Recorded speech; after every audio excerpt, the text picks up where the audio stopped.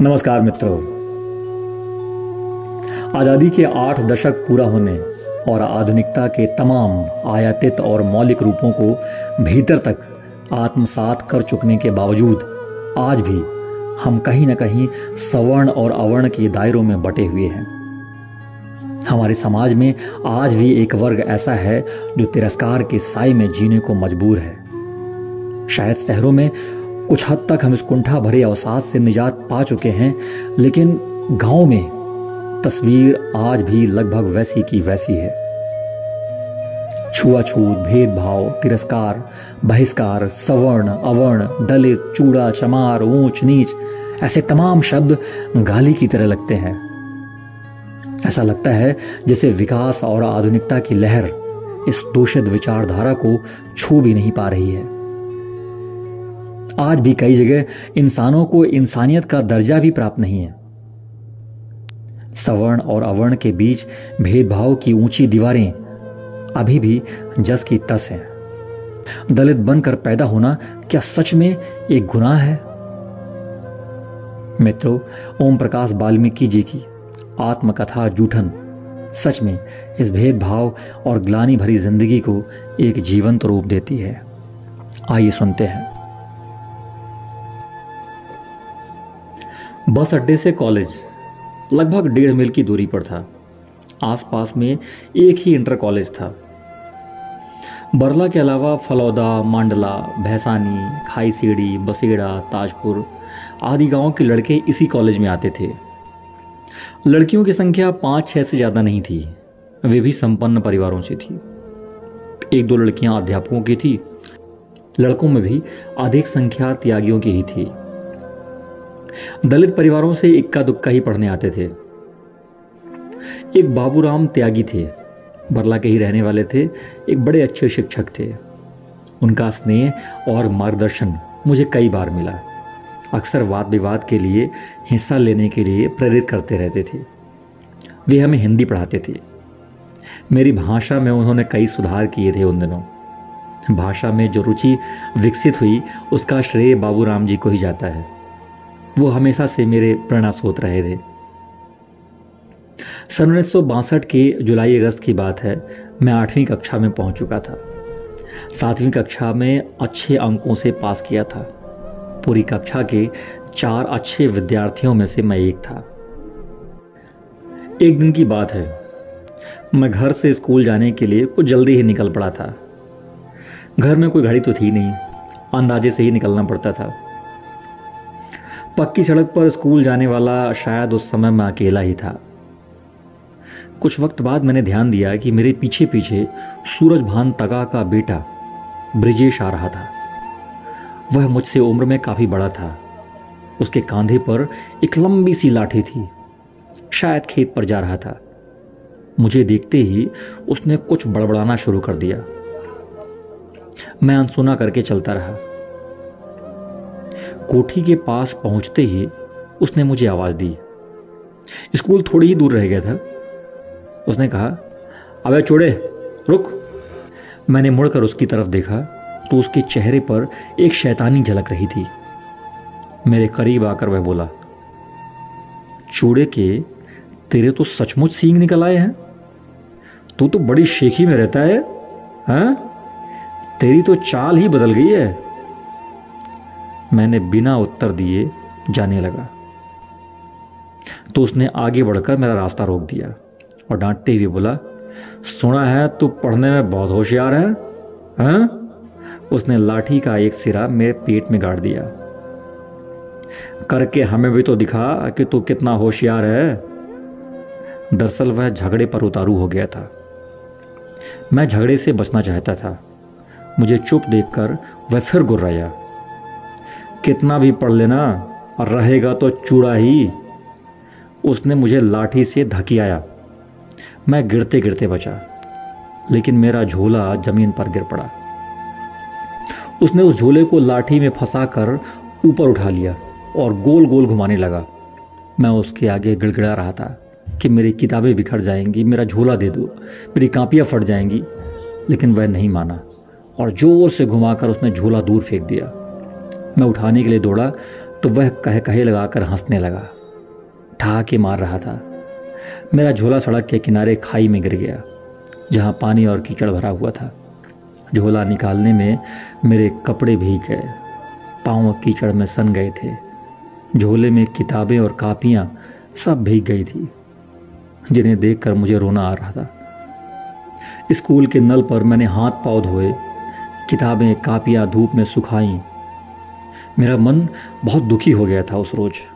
लग रहा था जैसे पढ़ना लिखना अपने हिस्से में कुछ है ही नहीं। लेकिन पिताजी का चेहरा जैसे ही सामने आता, उनकी बातें याद आने लगती।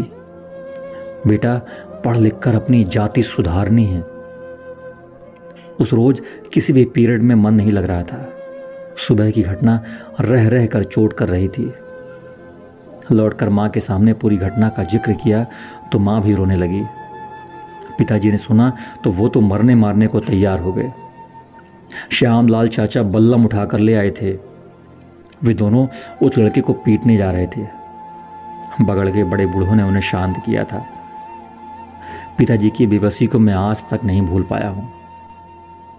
अबे सोहरो, मरे जाकत को 2 अक्षर सीख लेंगे तो थारा क्या बिगड़ जाएगा। बड़ी मुश्किल से बात रफा दफा हुई थी, लेकिन हाँ, तगाओं के प्रति हमारे बगड़ में विरोध का स्वर उभरने लगा था। बेगार पर जाने से लोग मना करने लगे थे। पिताजी जल्दी ही उत्तेजित होकर चिल्लाने लगते थे। माँ डरती थी कि कहीं किसी झंझट में न फंस जाएं। बस्ती से हिरम सिंह, सतपाल, भिक्खू राम और ओमी स्कूल जाते थे। सतपाल और मैं हम उम्र थे।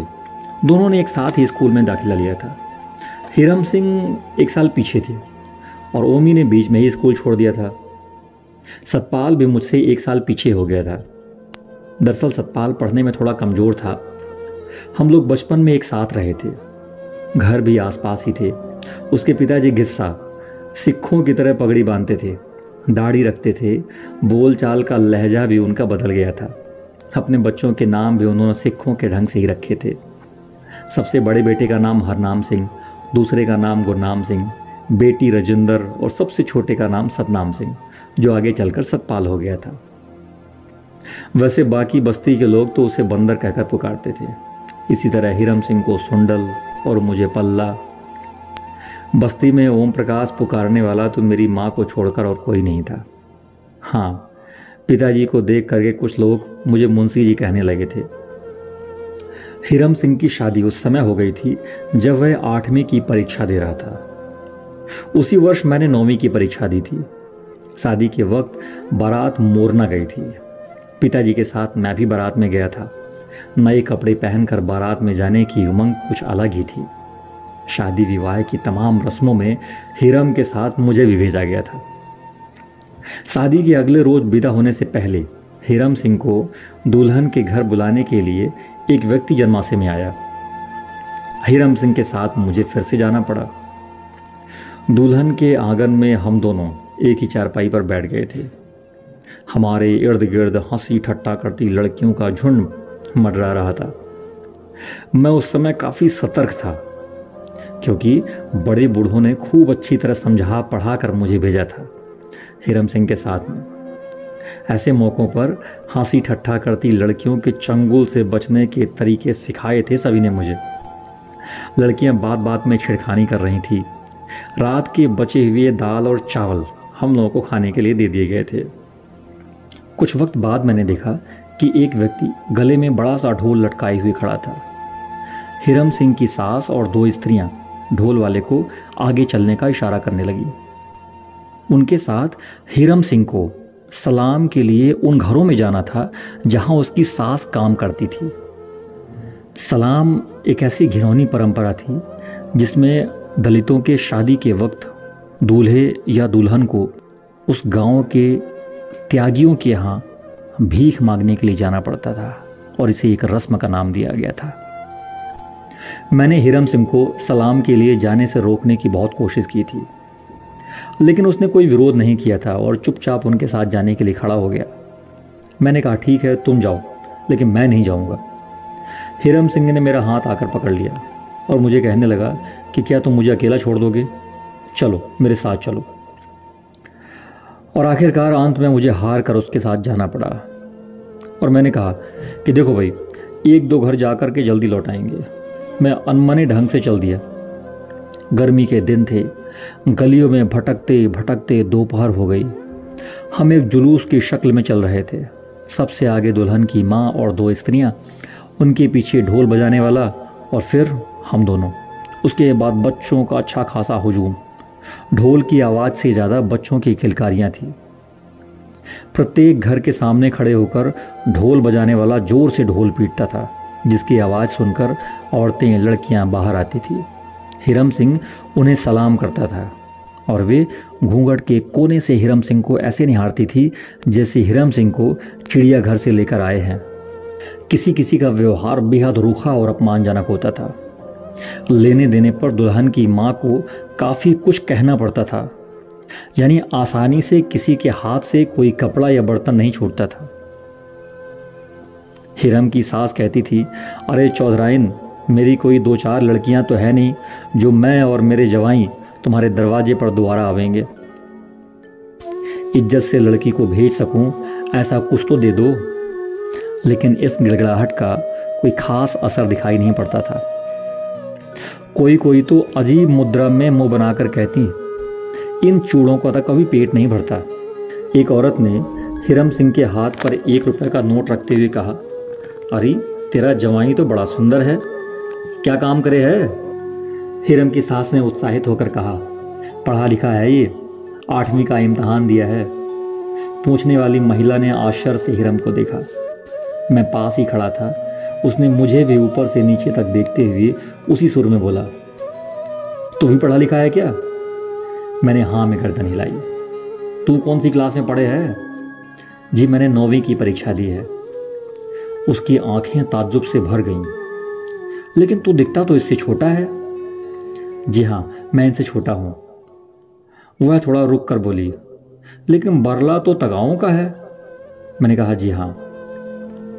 तो वहां पर चूड़ों के बच्चे भी पढ़ने जाते हैं क्या मदरसे में? उसने आश्चर्य से कहा और फिर कहा कि कितना भी पढ़ लो और रहोगे तो चूड़े ही। कहकर उसने अपने भीतर की भड़ास निकाली और फिर अंदर चली गई। जुलूस अगले दरवाजे की ओर चल दिया।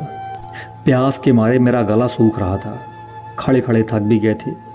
मैंने ढोल बजाने वाले से कहा, अरे भैया कहीं पानी तो पिलवा दो। उसने हैरानी से मेरी ओर देखा और कहा कि पानी तो घर जाके ही मिलेगा भाई। बारात में आने का सारा आनंद किरकिरा हो गया था, पसीने से लथपथ। जब हम वापस लौटे तो मैंने जी भर कर पानी पिया। पानी इस तरह से पीते हुए देखकर पानी पिलाने वाले ने कहा कि बरले में सूखा पड़ गया है क्या? नहीं भाई, सलाम ने मेरा पानी सोख लिया है। मेरी बात के मर्म को वह बेचारा अनपढ़ समझा या नहीं मैं नहीं जानता। मैं चुपचाप एक किनारे पर बैठ गया था अपनी थकान मिटाने के लिए। सलाम के लिए दर दर भटकने की पीड़ा ने मुझे बेहद थका दिया था। मेरे मन में जैसे कुछ उबल सा रहा था।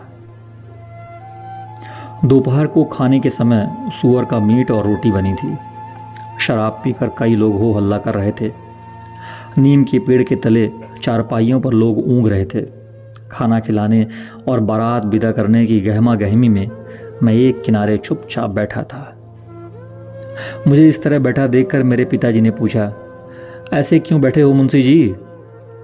मैंने पिताजी के सवाल का उत्तर देने के बजाय एक सवाल तेजी से ताका, इस सलाम के लिए जाना क्या ठीक है?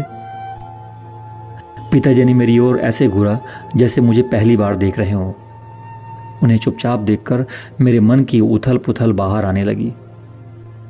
अपनी ही शादी में दूल्हा घर घर घूमे बुरी बात है। बड़ी जात वालों के दूल्हे तो ऐसा कहीं नहीं जाते। ये दुल्हन बरला जाकर भी ऐसे ही घर घर जाएगी सलाम करने। पिताजी खामोशी से मेरी बात सुन रहे थे और कहा, मुंशी जी बस तुझे स्कूल भेजना मेरा सफल हो गया। हमारी समझ में भी आ गया है कि अब तू इस रीति को तोड़ेगा। पिताजी ने सचमुच इस रीत को अपने ही घर से तोड़ा था। मेरे भाई जनेसर की बारात लेकर लश्कर के पास रजोपुर गई थी। पिताजी ने साफ मना कर दिया कि मेरा बेटा सलाम करने नहीं जाएगा। बहन की शादी में भी हमने अपने बहनोई को सलाम पर नहीं जाने दिया। साफ साफ कह दिया कि जिसे जो भी देना है यहां देकर जाए। देखने सुनने में यह बहुत साधारण सी बात लगती है, लेकिन दूल्हा हो या दुल्हन, शादी के पहले ही दिन उसमें हीनता बोध भर दिया जाता है। सदियों से चली आ रही इस प्रथा के पार्श्व में एक जातीय अहम की पराकाष्ठा है। समाज में जो गहरी खाई है उसे प्रथा और गहरा बनाती है। एक साजिश है हीनता के भंवर में फंसा देने की। कितनी ही बार दूल्हों को ही नहीं, दुल्हनों को भी बेइंतहा अपमान सहना पड़ता है। गरीब परिवार की अनपढ़ लड़की अजनबियों के बीच आकर वैसे ही गूंगी बनी रहती है, ऊपर से उसे दरवाजे दरवाजे लेकर घूमने पर रही सही कसर भी पूरी हो जाती है। बचपन की कई ऐसी घटनाएं मन के भीतर पसरी हुई हैं जो अतीत के काले स्याह दिनों की साक्षी है।